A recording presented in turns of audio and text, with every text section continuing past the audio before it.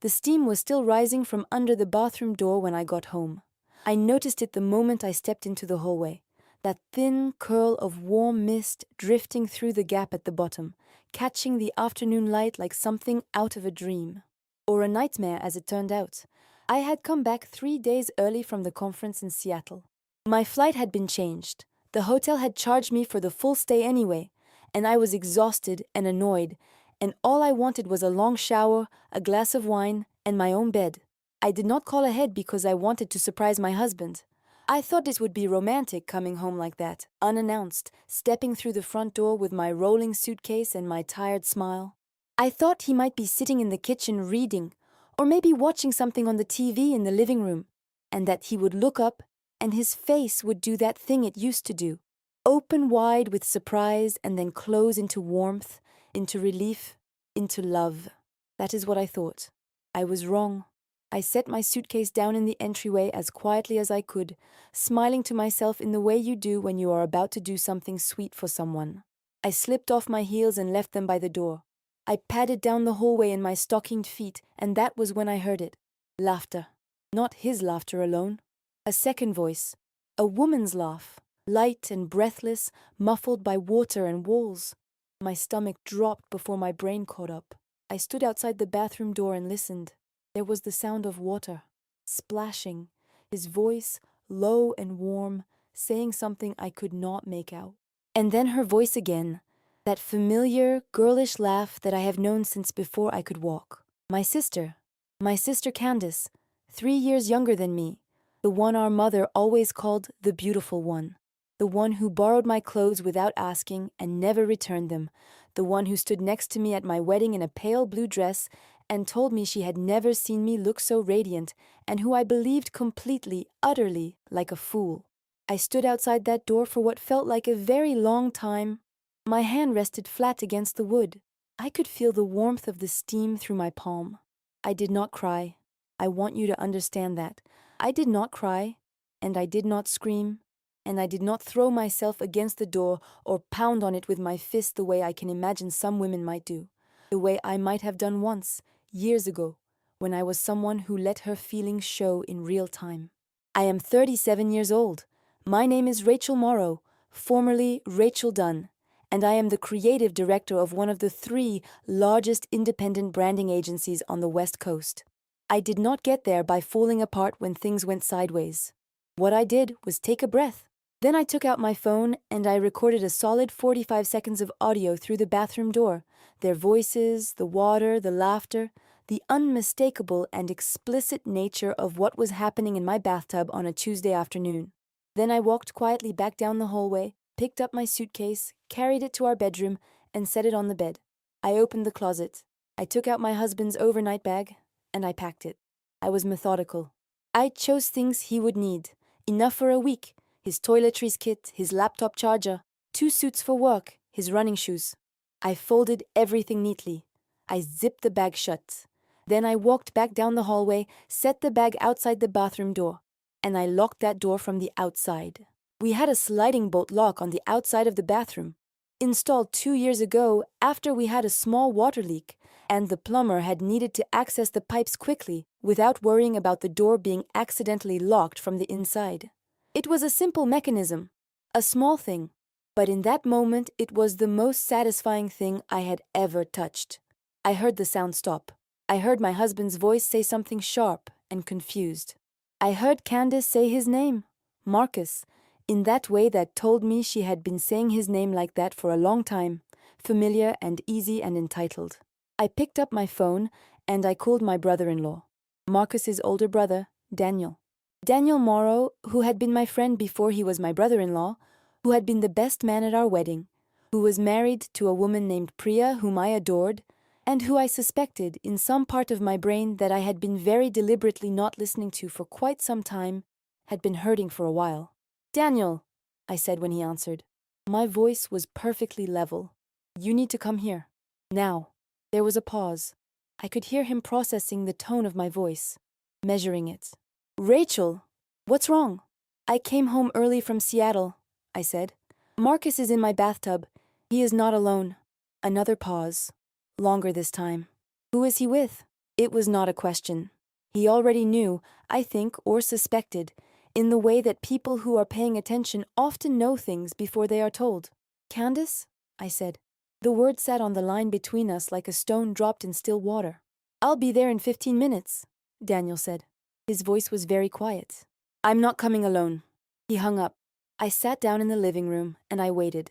From the bathroom, I could hear Marcus calling my name now, his voice starting to take on that particular pitch that I associated with him trying to manage a situation. Not panicked yet, not quite, but working toward a version of calm authority he thought might work on me. Rachel, open this door. Let's talk about this, okay? Rachel, come on. I did not answer him. I opened my laptop and I sent an email to my attorney. My attorney's name is Kathleen Park, and she has been handling my business affairs for 6 years, and she is one of the sharpest people I have ever met. I wrote to her in clear, simple language. I told her what I had found. I told her I had audio.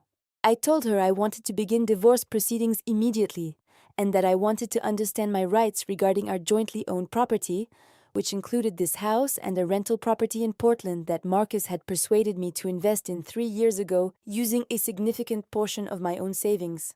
I attached the audio file. I pressed send. Then I opened a second email and sent it to our bank using the secure message portal, asking them to flag our joint accounts and put a 24-hour hold on any large transfers pending a conversation with me. I had learned this from a friend who had gone through a divorce, who had told me with great bitterness that her husband had moved $200,000 out of their joint savings in the 48 hours after she served him papers. I was not going to allow that to happen to me. I had just finished sending that second email when the front door opened. Daniel came in first. He was wearing a gray sweater and his jaw was set in a way I recognized as controlled fury. And behind him came Priya. She was holding a tote bag over one shoulder, and her eyes were red, which meant Daniel had told her in the car, and she had cried on the way over, which also meant she had not been entirely surprised. When she saw me, she crossed the room immediately and put her arms around me, and I let her, because she was one of the few people in my life whose comfort I could accept without feeling diminished by it. "Where are they?" Daniel said. His voice was very quiet. "Bathroom," I said. "I locked them in." He looked at the hallway, then back at me. Something moved across his face that I couldn't entirely name. Grief, maybe, or something harder. "How long do you think this has been going on?" I looked at him carefully. "How long have you suspected?" He sat down. He put his hands flat on his knees and he looked at the floor. "About 8 months, he said. "I saw his car outside your parents' place twice when your parents were out of town, and Candace was home alone. I told myself I was wrong." Priya made a small, wounded sound from the couch beside me. "I should have told you," Daniel said. He looked at me directly. "I'm sorry, Rachel. I didn't want to believe it." "I know," I said, and I did. I was not angry at Daniel. The people who had done the harm were 20 feet away, locked in my bathroom, in my bathtub, with my good soap and my expensive bath salts and the big white towels I had bought on sale at a linen store in Portland because I had thought they were beautiful. And they still were. They were just also now the towels that had been wrapped around my cheating husband and my treacherous sister while the rest of my life rearranged itself around me. "Do you want me to talk to him?" Daniel asked. I shook my head. "I want you to be a witness," I said, "to what happens next." I got up and walked to the bathroom door. I knocked on it twice, firmly. "Marcus?" I said. "I'm going to open this door now. Your brother is here, and there are some things we need to discuss." Silence. Then the sound of movement, of scrambling, of a towel being grabbed. I unlatched the bolt and stepped back. The door opened slowly. Marcus appeared in the doorway, wearing one towel around his waist and holding another, his hair wet, his face a complicated map of guilt and calculation. He was already doing what he always did when he was caught in something.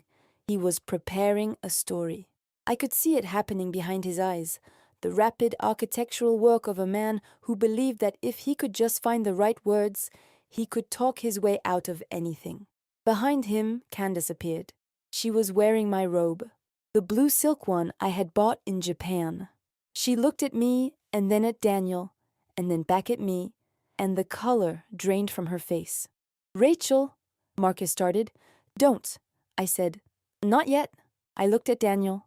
Daniel was looking at his brother with an expression I had never seen on his face before, not anger, not sadness, but a kind of exhausted revulsion, as if he was seeing something he had been dreading for a long time and finding that it was even worse than he had expected. "Daniel," Marcus said, and his voice shifted immediately into that register men use with their brothers. Familiar, conspiratorial, we can handle this. "Man, this is... okay, this is not what it looks like." "It is exactly what it looks like," I said. I picked up his overnight bag from where I had left it beside the door and I set it at his feet. "Your bag is packed. You need to leave." He looked at the bag. He looked at me. Something shifted in his expression, and I saw the moment when he decided that the story wasn't going to work and switched to a different tactic. "Rachel, you're upset, which is completely understandable, but I need you to calm down so we can talk about this like adults." "I am perfectly calm," I said, which was true. That was the thing he had never been able to figure out about me. He thought my calm was suppression, thought it was a lid on a pot of boiling emotion that he could eventually pop loose with the right leverage. He had never understood that for me, calm was not a lid. It was a foundation. I was not calm despite being upset. I was calm because I had already made every decision I needed to make. "Daniel," Candace said from behind Marcus. Her voice was very small. She was looking at her husband with wide eyes, and she had pulled my robe tighter around herself, and I had a sudden violent wish that she would take it off immediately, because she did not deserve to be wrapped in anything of mine. "Candace." Daniel's voice was the flattest I had ever heard it. "Get dressed and get out." She flinched. I watched her flinch, and I felt nothing that could be called satisfaction, because I had not yet reached the part of this experience where satisfaction was available. That would come later. Right now, there was only the clean, cold clarity of a woman who knows exactly what she is doing. Marcus picked up his bag. He was still trying. I could see him searching my face for a crack, some place where the hurt showed through, some leverage point. He found nothing useful.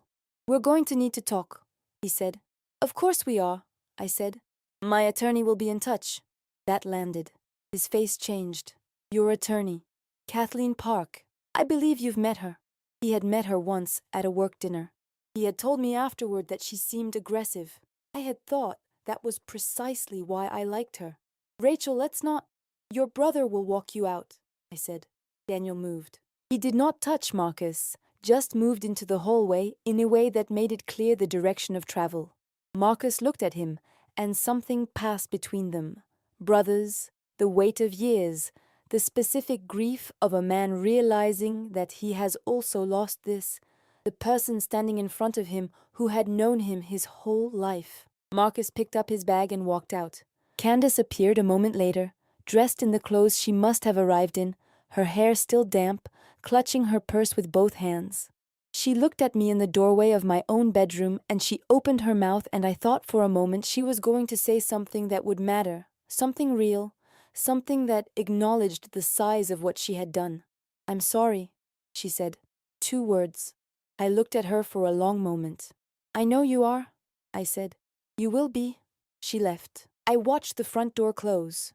Priya put a hand on my arm. "Are you okay?" "I will be," I said. And then, because I believed it, yes. Over the next 72 hours, I moved with a precision that I think surprised people who knew me only as a creative professional, who associated me with mood boards and brand narratives and the particular soft language of visual persuasion.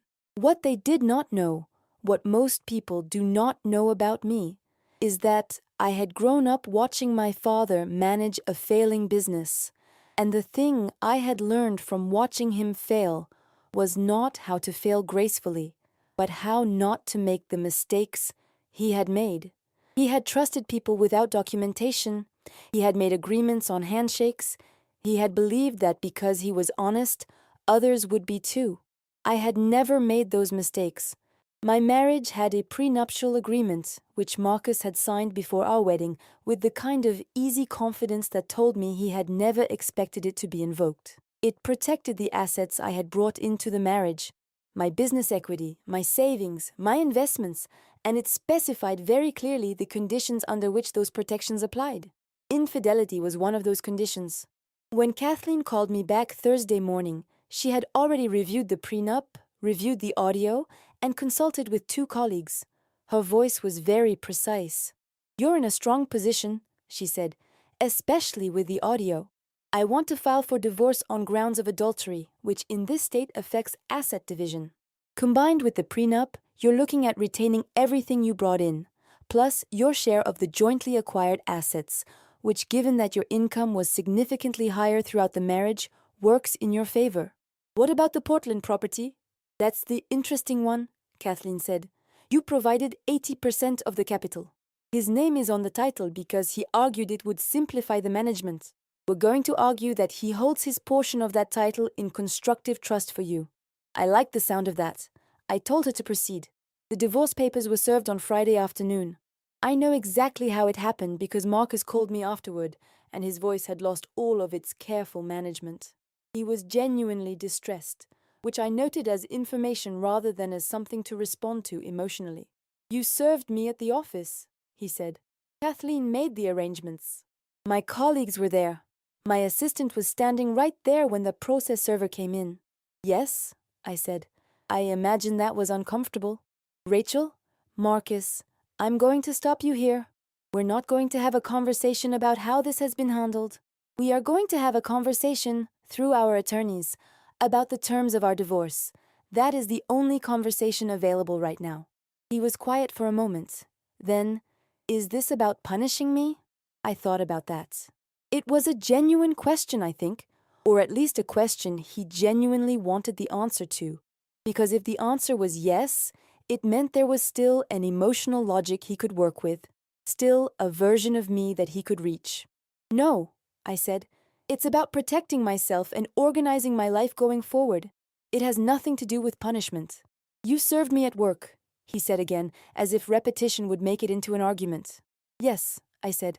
"I did." I hung up. What happened next, I had not entirely planned. Or rather, I had thought about it, and I had decided to let events develop naturally, which in some cases is its own kind of planning. Candace and Daniel had a very difficult conversation that Friday night.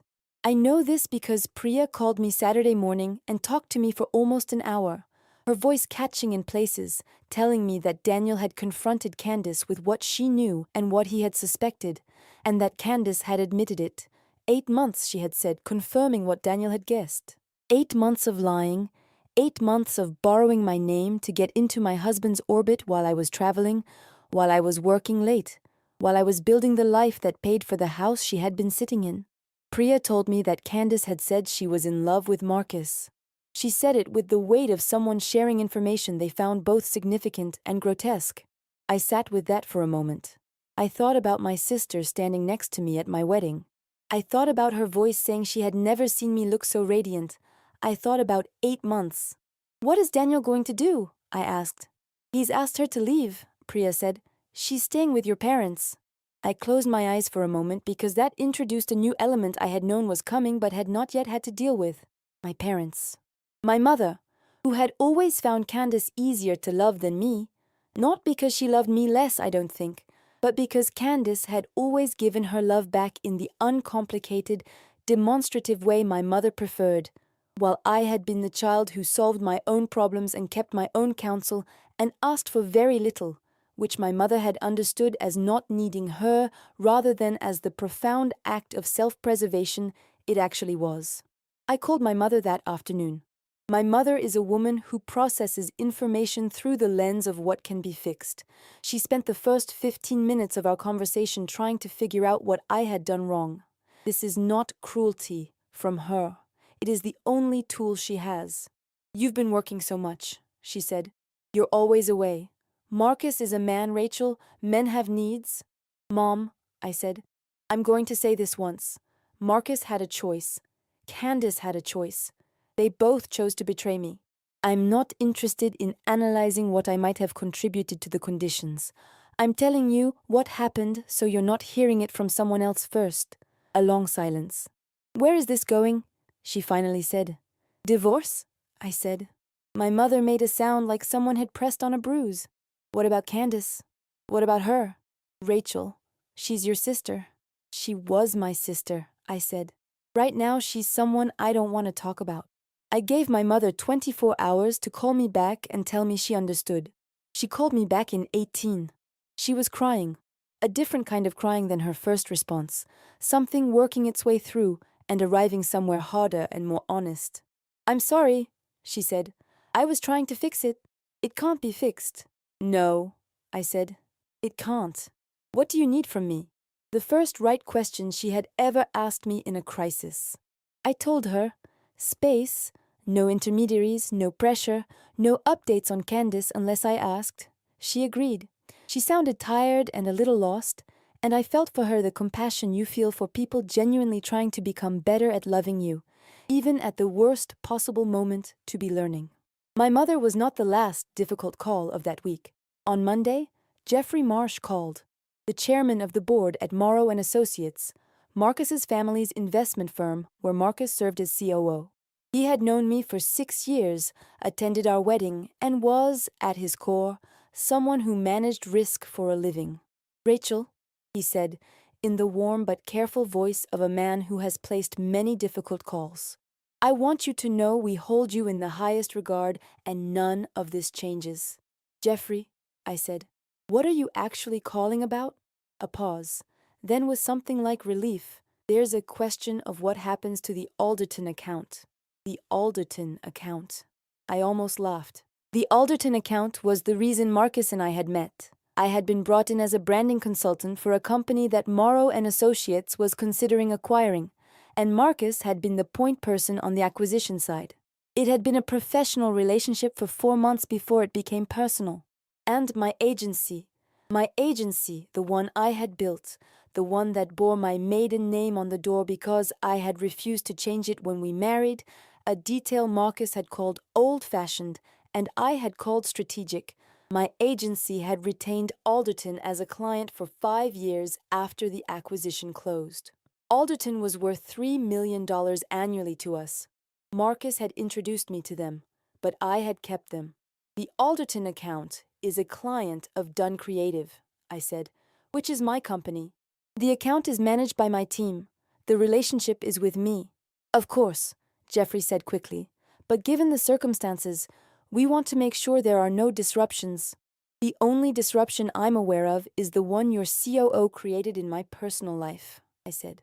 My voice was very pleasant. If you're asking whether I intend to withdraw our services from Alderton in response to Marcus's behavior, the answer is no.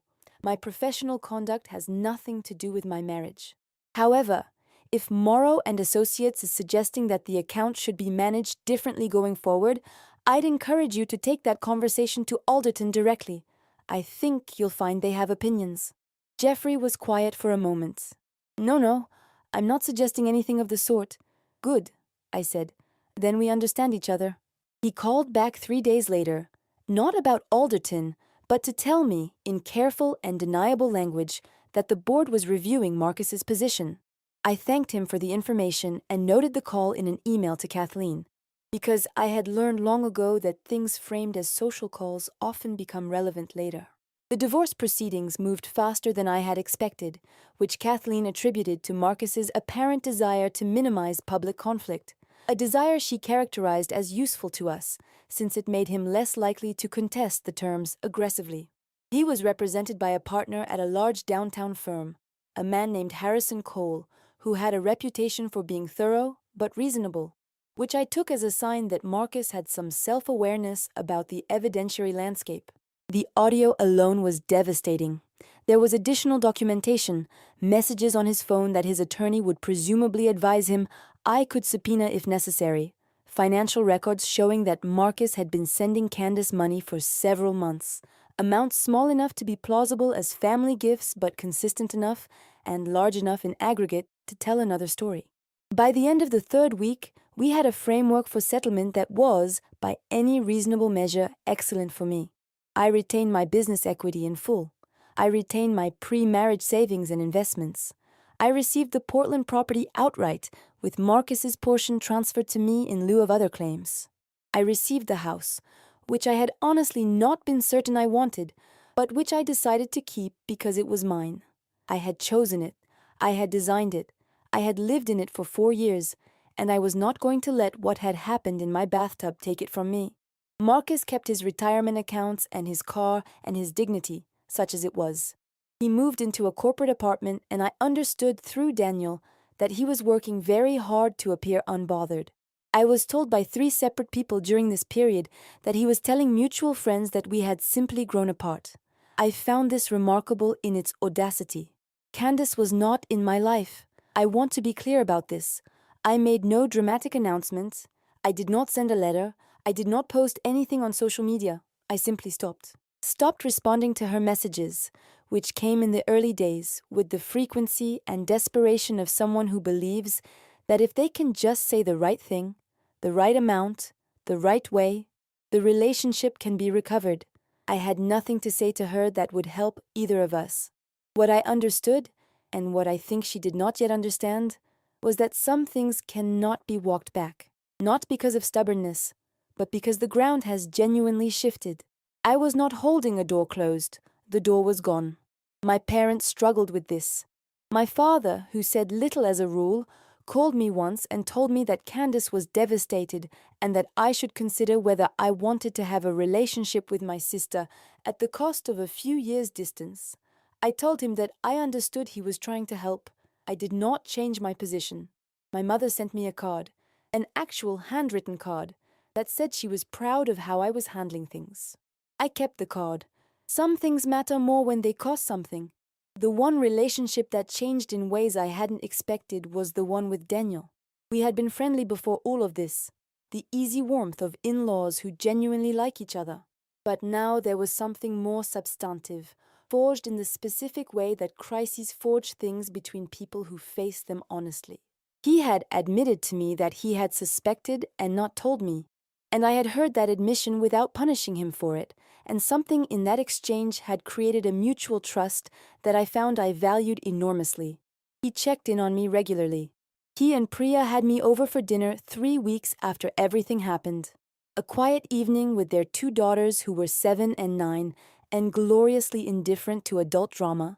And I sat at their kitchen table eating pasta and listening to their younger daughter explain the precise rules of a game she had invented involving stuffed animals and a complicated system of currency, and I felt something settle in my chest that I had been waiting for.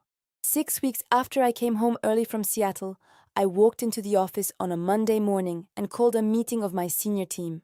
11 people around the conference table, the best people I knew, the ones who had built something with me. I told them what had happened. Not all of it, not the personal geography of it, but enough. I told them the divorce was proceeding and that I wanted them to know the firm was stable, that nothing in our work was going to change, and that I appreciated their patience during the last few weeks when I had been less present than usual. Afterwards, my creative director, a woman named Simone who had been with me for 7 years and who I trusted with my professional life as much as I trusted anyone with anything, stopped by my office and closed the door. "How are you actually doing?" she asked. I thought about the question. I thought about what it meant to answer it honestly. "I'm okay," I said. "I'm actually okay." She looked at me for a long moment, measuring it. Then she nodded once, which from Simone meant she believed me, which meant more than most people's declarations. "The Alderton pitch is on Thursday," she said. "I know," I said. "I'll be ready." I was. The pitch went well. Alderton renewed for another 2 years. I went home that evening to my house, mine, just mine now, and I opened a bottle of wine I had been saving for a good occasion, and I sat in the living room in the quiet, and I thought about the fact that 3 weeks before I had stood outside a bathroom door with my hand flat against the wood and the sound of my sister's laughter coming through it, and I had made a choice, not a choice about what to feel. I had no control over that, and I knew it. The grief would come in its own time, and it would be real when it did. Because I had loved Marcus at the start, and I had loved my sister my whole life, and those were not small things to lose. But a choice about what to do, and in what order, and with what clarity. I was the person who had made those choices. I had protected myself, and I had been fair, and I had not destroyed myself trying to destroy anyone else, because I had learned long ago that the most powerful thing a woman can do when she has been wronged is refuse to let being wronged become the organizing principle of her life. It was enough. I was enough. I refilled my glass. Outside the window, the city was doing what cities do. Moving, lit, indifferent, full. I had work in the morning and plans on the weekend and a house that was finally, completely, mine. I sat with that for a while. I let myself feel it. The quiet held me like something I had earned, and I did not rush to fill it. Some silences, I had come to understand, are not empty. They are the sound of a woman standing on solid ground after the flood has passed, looking at what remains, and beginning, very carefully, very deliberately, with full knowledge of what it costs and what it means, to decide what she wants to build next.